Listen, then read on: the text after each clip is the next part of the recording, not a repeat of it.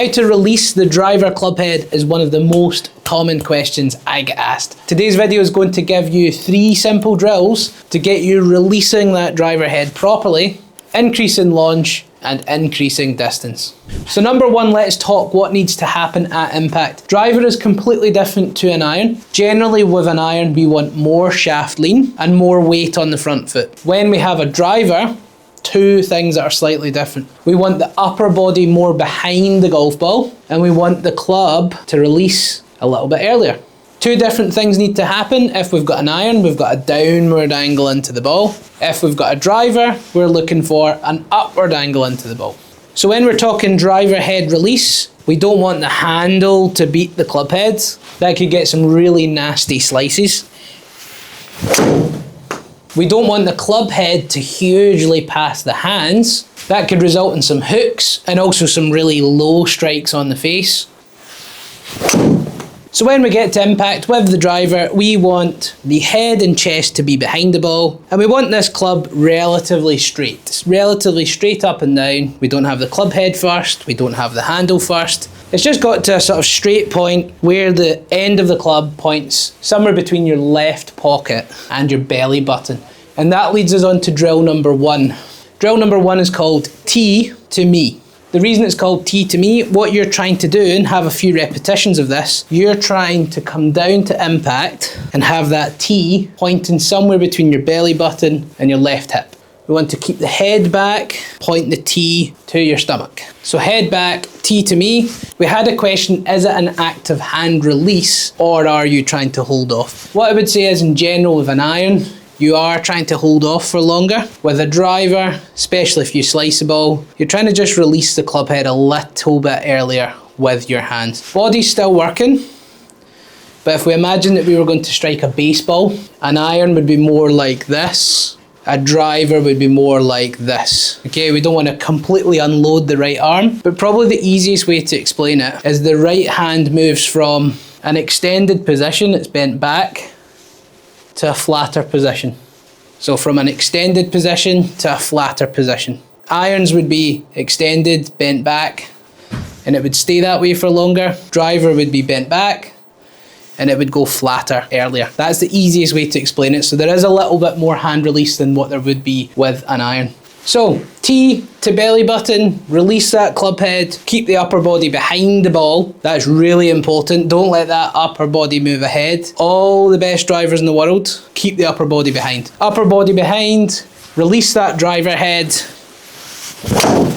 And then there's no reason why you can't get high launch and good distance. Let's go again on that one. Tee to me.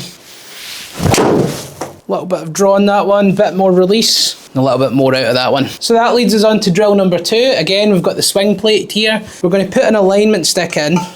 We're going to put an alignment stick in just over where the golf ball would be. And again, when we get to point of impact, we want the club head to line up with the handle. We want the club shaft to line up with this stick. So we don't want this, we don't want this, we're looking for this. Also what we want again, the head, the chest to be behind the stick at impact. That's going to help us with that release. That's going to help us with that upward angle of attack. And those things are really going to get you that high launch, low spin drive that goes for miles. So club shaft matches the stick, head and chest behind the stick for an upward angle of attack and for some extra distance.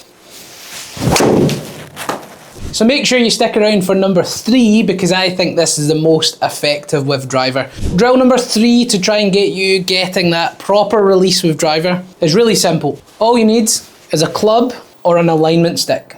What we're going to do with that club or that alignment stick, we're going to place it right in the middle of our stance. So that when we've set up to our driver, we've got the head slightly behind this stick. So stick or golf club is in the middle of the stance. Ball is inside the left heel or very, very close to it. Head is behind this stick or the club. This is so effective, so many good drivers do this, nearly all of them. We can see from 3D data, nearly all of them do this. They keep their head very much behind that stick on the floor, or that golf club. They keep it behind that stick as they're coming down, and then when they come into impact, again, they've got that head in line with the stick, in line with the golf club, and very much behind the ball. And again, back to release, that allows us to release the driver head properly. If we start leaning into the ball, if we release it, we're not going to get the ideal impact that we're after. By keeping the upper body behind the ball allows us to get the correct release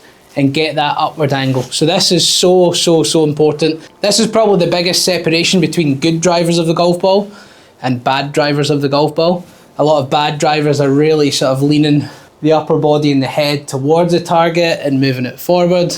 A lot of the best drivers in the world keep their heads and chest behind the ball throughout the whole motion. So golfers, this is one I want you to try a lot of. It's so simple. Middle of the stance, head behind the stick, head behind the stick, head behind, head behind.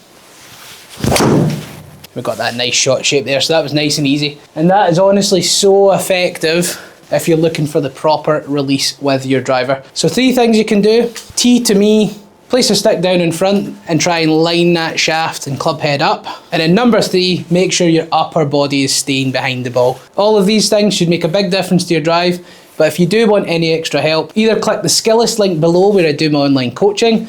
If you click that link, you will get a free initial swing analysis. Or if you'd like any extra help with your driver, check out this video just here. So if you're new to the channel, or if you're just not subscribed, you know what to do.